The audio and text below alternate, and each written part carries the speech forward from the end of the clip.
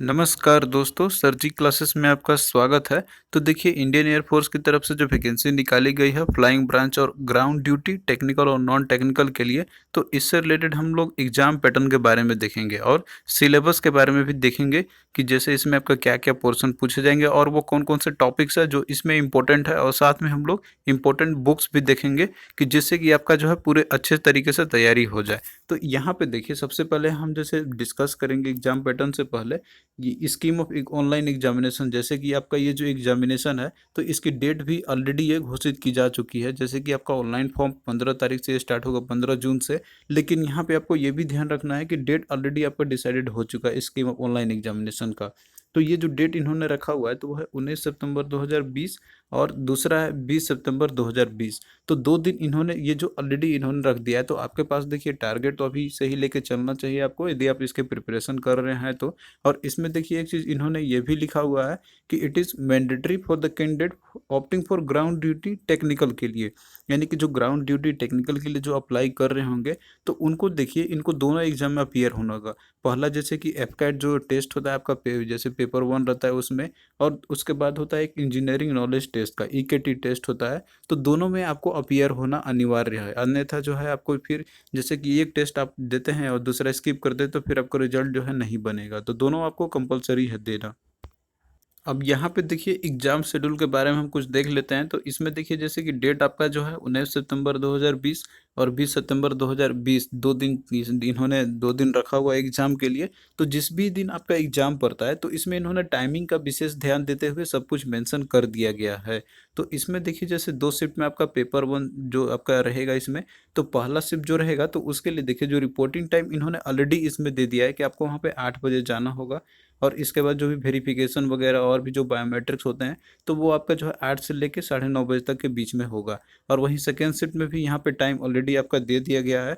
और इसके साथ में जो है आपका यहाँ पे आप देख सकते हैं कि जैसे कि आपका जो इंस्ट्रक्शन जो भी रीड करने का होगा आपका, तो वो जो है इसमें टाइमिंग इन्होंने दिया हुआ है कि 9:30 से लेकर 9:45 तक के बीच में। और एक्चुअल जो एग्ज़ाम आपका जैसे स्टार्ट होगा 2 घंटे का जो आपका रहेगा तो वो 9:45 से लेकर 11:45 तक का आपका ये समय रहेगा। और वहीं जो सेकेंड शिफ्ट का रहेगा तो आपका जैसे कि 14:15 से लेकर 16:15 तक के बीच में आपका ये दिया हुआ है। तो यानी कि ये 2 बजे से 2:15 से लेकर ये 4:15 तक के बीच में आपका ये एग्ज़ाम लिया जाएगा। उसी तरीके से आपका जैसे कि अगर नेक्स्ट डे जिसका रहता है 20 तारीख को, तो उनका भी सेम यहाँ पे दिया हुआ है। तो टाइम तो यहाँ पे आपको जैसे ऑलरेडी दे दिया है, तो 2 घंटे का आपका जैसे कि ये पेपर होगा। और ये टाइम आप लोग उस दिन जब जाओगे एग्ज़ाम देने के लिए तो आपको ये ध्यान में रखना होगा। अब आइए यहाँ पे हम लोग देखते हैं कि जो आपका जैसे स्कीम है एग्जामिनेशन का, तो इसमें देखिए जैसे कि आपको 2 पेपर आएगा। अगर जो लोग केवल जैसे फ्लाइंग ब्रांच के लिए अप्लाई करते हैं तो उनके लिए केवल एफ कैट, और जो ग्राउंड ड्यूटी नॉन टेक्निकल के लिए अप्लाई कर रहे होंगे तो उनके लिए केवल देखिए एफ कैट का ही एग्ज़ाम इसमें लिया जाएगा। और बाकी ये जो ईकेटी का जो टेस्ट इसमें है, यानी कि ये जो आपका रहेगा इंजीनियरिंग नॉलेज टेस्ट का, तो ये केवल उन्हीं के लिए लिया जाएगा कि जो टेक्निकल ब्रांच के लिए चूज़ करेंगे, जो कि ग्राउंड ड्यूटी का रहेगा आपका। तो इसमें से देखिए जो एफकैट है जो सभी के लिए कॉमन रहेगा। तो इसमें आपका जो है इन सारे सब्जेक्ट से क्वेश्चन आपके पूछे जाएंगे। तो इसमें आपका जैसे जनरल अवेयरनेस हो गया, उसके बाद आपका देखिए इसमें वर्बोएबिलिटी हो गया, इंग्लिश में आपका रहेगा, मतलब कि इंग्लिश ही आपका है कि जो पूछा जाता है इसमें। और उसके बाद फिर है numerical ability and reasoning and mental aptitude test. तो इसमें आपका जैसे मैथ और रीजनिंग जो आते हैं आपके, जैसे और भी एग्जाम जैसे एसएससी का हो गया या रेलवे का ही हो गया, तो उसमें जो टाइप के क्वेश्चन पूछे जाते हैं तो आपके लगभग उसी टाइप के आते हैं। हालांकि कुछ डिफरेंस इसमें होता है। मैथ तो आपका लगभग सेम ही रहता है, लेकिन रीजनिंग में आपको थोड़ा सा इसमें डिफरेंट आपको देखने को मिलेंगे। तो वो हम आपको प्रीवियस ईयर का क्वेश्चन जब कराएंगे तो उसमें आपको पता चल जाएगा ये सारी चीज़ों का। और देखिए जो ड्यूरेशन जो टाइम है जो एफकैट एग्जाम के लिए, तो वो 2 आवर्स का रहेगा। और नंबर ऑफ क्वेश्चन जो है तो ये 100 क्वेश्चंस होते हैं। और इसमें देखिए जो टोटल जो मार्क्स है वो 300 मार्क्स का है, यानी कि हर एक क्वेश्चन जो रहेगा तो वो 1 मार्क्स का होगा।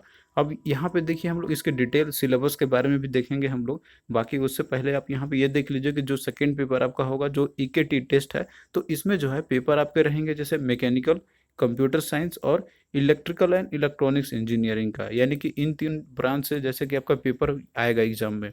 और इसमें देखिए टोटल आपको 45 मिनट्स का समय मिलेगा और नंबर ऑफ क्वेश्चन जो रहेंगे इसमें तो 50 क्वेश्चन रहेंगे और मार्क्स जो है तो वो 150, यानी कि हर एक क्वेश्चन इसमें भी जो आपका वो 3 मार्क्स का रहेगा। अब देखिए यहाँ पे जो ईकेटी जो टेस्ट होता है, यानी कि जो इंजीनियरिंग नॉलेज टेस्ट है, तो ये आपका रिस्पेक्टिव जो भी ब्रांच आप चूज कीजिएगा, जैसे मैकेनिकल का हो गया या फिर कंप्यूटर या फिर इलेक्ट्रॉनिक्स, इलेक्ट्रिकल इलेक्ट्रॉनिक्स, जो भी आप चूज कीजिएगा तो उसी ब्रांच से आपका क्वेश्चन इसमें आती है।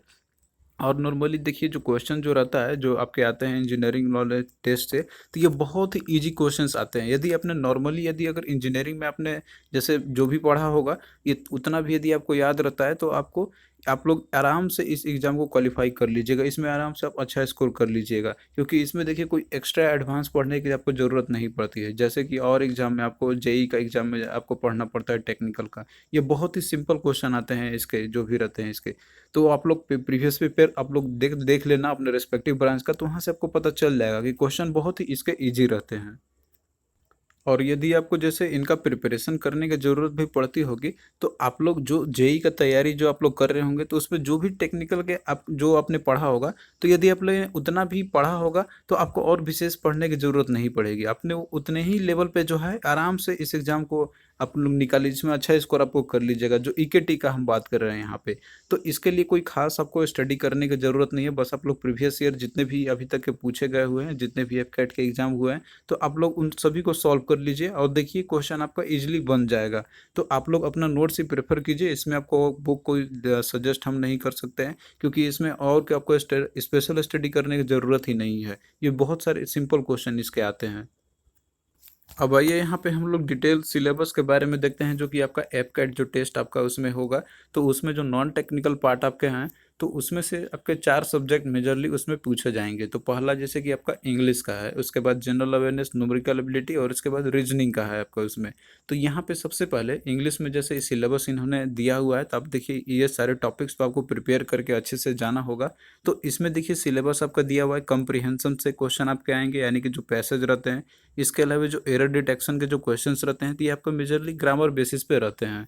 और इसके अलावा जो सेंटेंस कंप्लीशन है और फिर है कि फिलिंग अप करेक्ट वर्ड है, तो ये fill in the blanks based questions रहते हैं। और इसके साथ में सिनोनिम्स, एंटोनिम्स हो गया, टेस्टिंग ऑफ वोकैबुलरी और इडियम्स एंड फ्रेजेस, जो कि आपका ये मोस्ट इंपॉर्टेंट है। इससे आपके लगभग जो है 3 से 4 क्वेश्चन इसमें आपको देखने को मिलेंगे ही मिलेंगे।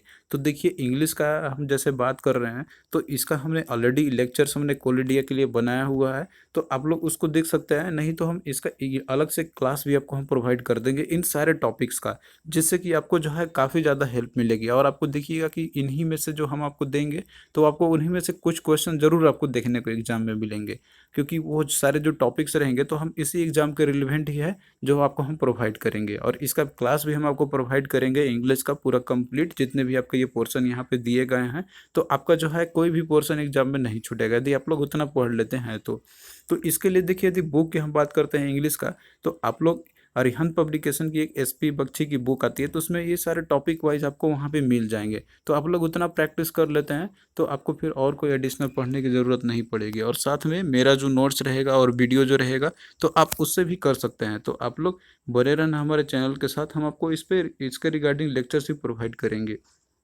अब वहीं देखिए जैसे आपका जनरल अवेयरनेस की हम बात करते हैं, तो जनरल अवेयरनेस में देखिए इसमें मेजरली जो नॉर्मली जो क्वेश्चन आपके पूछे आते हैं लगभग सभी एग्जाम में, तो उसमें आपका हिस्ट्री, ज्योग्राफी, सिविक्स हो गया, पॉलिटिक्स का हो गया, तो इन सभी से पूछे तो जाते ही हैं। और साथ में जो करंट अफेयर्स का जो टॉपिक्स रहेगा आपका, इनसे भी क्वेश्चन पूछे जाएंगे। और साथ में जैसे इन्वायरमेंटल का हो गया, बेसिक साइंस का हो गया, डिफेंस, आर्ट, कल्चर, स्पोर्ट्स, ये सारे जितने भी टॉपिक्स हैं, तो ये सारे चीज़ आपको पढ़ने पड़ेंगे। तो नॉर्मली जो आप लोग एसएससी का या रेलवे का जो तैयारी कर रहे होंगे, तो उनमें आप तो ये सब तो पढ़ते ही हैं। और हम भी इसका क्लास जैसे ऑलरेडी प्रोवाइड कर ही रहे हैं आपको एसएससी, जेईई और सीएचएसएल के लिए। तो आप लोग उतना पढ़ते होंगे, तो आपको इसके लिए कोई स्पेशल तैयारी करने की ज़रूरत नहीं है।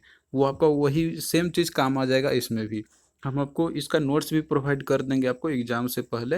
और उसके बाद फिर देखिए बुक्स की यदि हम बात करते हैं जनरल अवेयरनेस का, तो इसके लिए मेड पब्लिकेशन की जो बुक आती है, तो वो बेस्ट है इसके लिए। इसमें आपको सारे टॉपिक जो इसमें मिल जाएंगे। इसके अलावा आप अरिहंत पब्लिकेशन का भी, आप मनोहर पांडे की एक बुक आती है जीके की, तो उससे भी तैयारी आप कर सकते हैं। और साथ में जो मेरा नोट्स जो रहेगा जीके का, उससे भी आप कर सकते हैं इसको। फिर अगला देखिए इसमें आपको न्यूमेरिकल एबिलिटी यानी कि जो मैथ वाला पोर्शन है, तो इसमें देखिए जो टॉपिक्स इसमें इन्होंने ऑलरेडी दे दिया है, जैसे डेसिमल फ्रैक्शन हो गया, टाइम एंड वर्क का हो गया, एवरेज हो गया, profit and loss percentage, ratio and proportion and simple interest, time and distance. और इसके अलावा टाइम डिस्टेंस जैसे आपका ट्रेन से और बोट्स एंड स्ट्रीम से रिलेटेड क्वेश्चंस रहेंगे आपके। तो आपको इतना ही टॉपिक पढ़ के जाना है और इतना ही में से क्वेश्चन जो है आपको एग्जाम में आते हैं। आप लोग प्रीवियस ईयर पेपर उठा के देखना, उसमें आपको समझ में आ जाएगा। जो भी सिलेबस यहाँ पे दिया हुआ है तो लगभग इन्हीं टॉपिक्स में से ही क्वेश्चन पूछे जाते हैं। हालांकि एक आध दो क्वेश्चन वो अनएक्सपेक्टेड रहते हैं कि वो आपको जैसे इससे बाहर भी पूछ लेते हैं, लेकिन इतना तो आपको जरूर करके जाना है। अब वहीं देखिए हम बात करते हैं इसका बुक की, जैसे न्यूमेरिकल एबिलिटी के, तो इसका जो है आप लोग fast track math Arihant publication की आती है, तो आप लोग उससे भी तैयारी इसका कर सकते हैं। और साथ में आप लोग कहीं से भी कॉन्सेप्ट सीखिए, यूट्यूब से ही सीखिए, वहाँ पे बहुत सारे जो है फ्री में लेक्चर्स आपको मिल जाएंगे। कोई स्पेशल कोर्स आपको करने की ज़रूरत नहीं है इन सभी चीज़ों के लिए। फिर उसके बाद देखिए यहाँ पे हम रीजनिंग की बात करते हैं, तो इसमें देखिए रीजनिंग और इसमें आपका एक आता है मिलिट्री एप्टीट्यूड टेस्ट आता है, तो ये भी एक रीजनिंग टाइप का ही क्वेश्चन रहता है, जिसमें कि आपको थोड़ा सा डिफरेंस मिलेगा आपको और बाकी जो रीजनिंग पूछे जाते हैं एसएससी में, तो वो आप लोग प्रीवियस ईयर से आपको पता चल जाएगा। तो इसमें मेजरली जो टॉपिक्स आपके हैं, जैसे कि कुछ वर्बल स्किल्स होते हैं और कुछ स्पेशल एबिलिटी बेस्ड क्वेश्चन रहते हैं इसमें आपको। तो इसके लिए जो है आप लोग प्रीवियस ईयर क्वेश्चन ही जो है आपके लिए बेटर रहेगा, वही आप लोग सॉल्व कीजिए। और उससे से रिलेटेड यदि आपको और भी कहीं क्वेश्चंस मिलते हैं तो उनको आप सॉल्व कीजिए। इसके लिए भी कोई स्पेशल बुक पढ़ने की ज़रूरत नहीं है आपको रीजनिंग की, ये आपका आसानी से बन जाएगा एग्जाम में। बस आप लोग प्रैक्टिस जरूर करके जाना है इसका, जो भी प्रीवियस ईयर में इसके आए हुए हैं तो।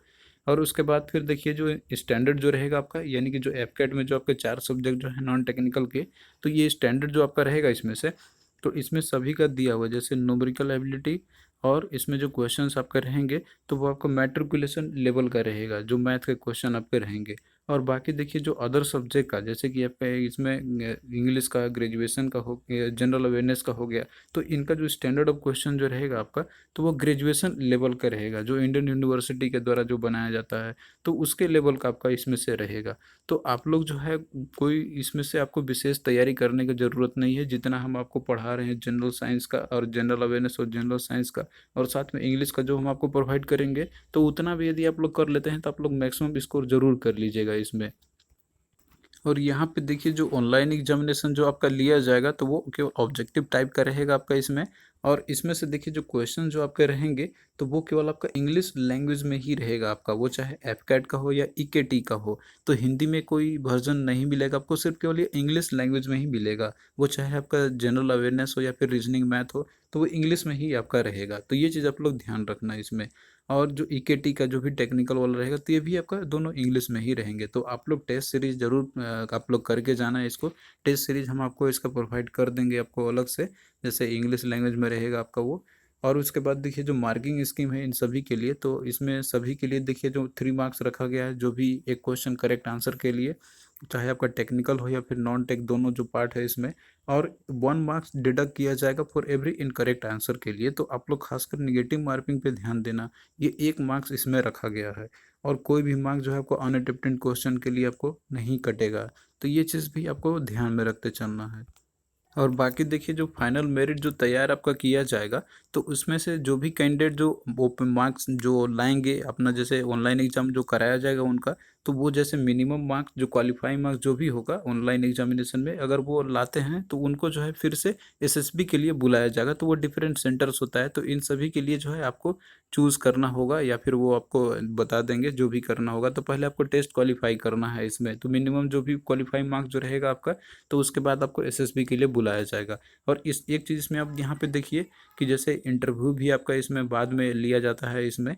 और उसके बाद फिजिकल फिटनेस पे भी आपको इसमें ध्यान रखना है कि जैसे आप लोग, यदि आप लोग जैसे रिटर्न निकाल लेते हैं यहाँ पे, और जब एसएसबी के लिए आप लोग जाते हैं रिपोर्ट करने के लिए, तो वहाँ पे इससे पहले आपको थोड़ा सा जो मेडिकल फिटनेस जो है आपको बना के रखना होगा। जैसे कि इसमें इन्होंने दे दिया है कि जैसे 1.6 किलोमीटर का जो दूरी है वो आपको 10 मिनट में ऑलरेडी आपको जैसे कि इतना आना चाहिए आपको दौड़ करने पहले से। और इसके साथ में 10 पुशअप और 3 चिन्स अप जो है आपको, ये 3 चीज़ 2 चीज़ आपको ये आना चाहिए। तो ये चीज़ ऑलरेडी आप लोग पहले ही से प्रैक्टिस करके जाना, क्योंकि वहाँ पे पहले हो सकता है कि ये राउंड हो, तो वो चीज़ आपको ध्यान में रखते चलना है। तो जो आपका इसमें क्या है कि फिजिकल फिटनेस जो है आपको अभी से ही ध्यान में रखते चलना है। तो आई होप कि जितना चीज़ मैंने आपको बताया आपको समझ में आ गया होगा।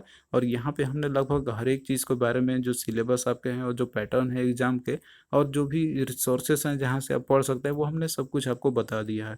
तो यदि आपको इनके ऊपर में क्लास चाहिए तो आप लोग कमेंट करना, और बाकी और कोई डाउट रहता है तो आप लोग कमेंट करना उसके लिए। तो चलिए मिलते हैं नेक्स्ट वीडियो में, तब तक के लिए बाय।